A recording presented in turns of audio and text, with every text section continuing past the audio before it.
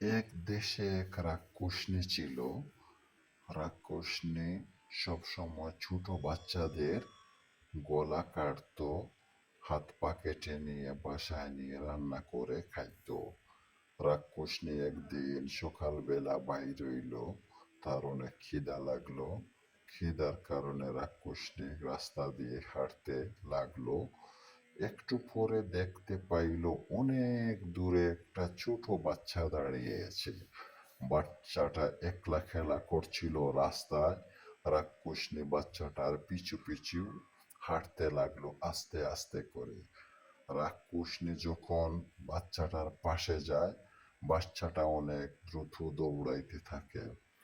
রাক্ষসনী আস্তে আস্তে হাঁটতেছিল, বাচ্চাটা যেন টের না পায়।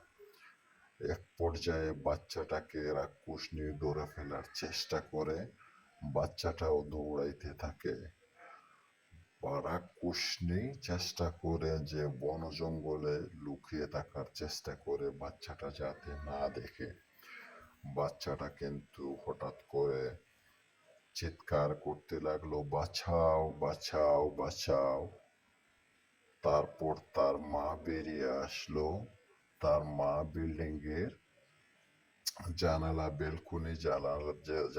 দিয়ে তাকাচ্ছিল, দেখতেছিল তার বাচ্চাকে কে যেন পিছু করতেছে, দাওয়া করতেছে। বাচ্চাটা কিন্তু অনেক দৌড়াইতে লাগলো, আর বিথু হয়ে বাচ্চাটা একটা ফুলের টোবে উষ্টা খেয়ে বাচ্চাটা কিন্তু মাটিতে পড়ে গেল।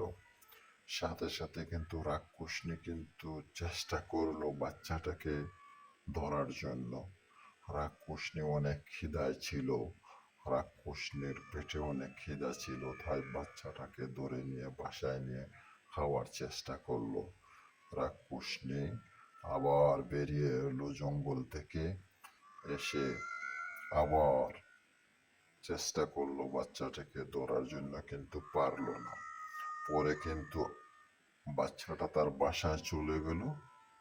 সেম টাইম কিন্তু আবার আর একটা বাচ্চা বাইরে হইল।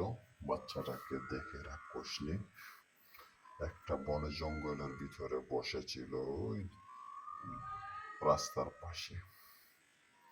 রাক্ষসনী তখন চিন্তা করলো, আমি যদি বাইরে বাইরে কেউ আসবে না। তখন হঠাৎ করে আবার রাক্ষসনী আস্তে আস্তে রাস্তার পাশে আসা শুরু করতে লাগলো, কিন্তু আর কোনো বাচ্চাকে রাস্তায় পাইল না।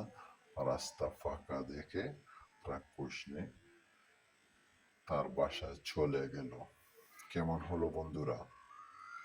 বন্ধুরা, যদি তোমরা তোমাদের মাকে ভালোবাসো তাহলে একটা লাইক দিও।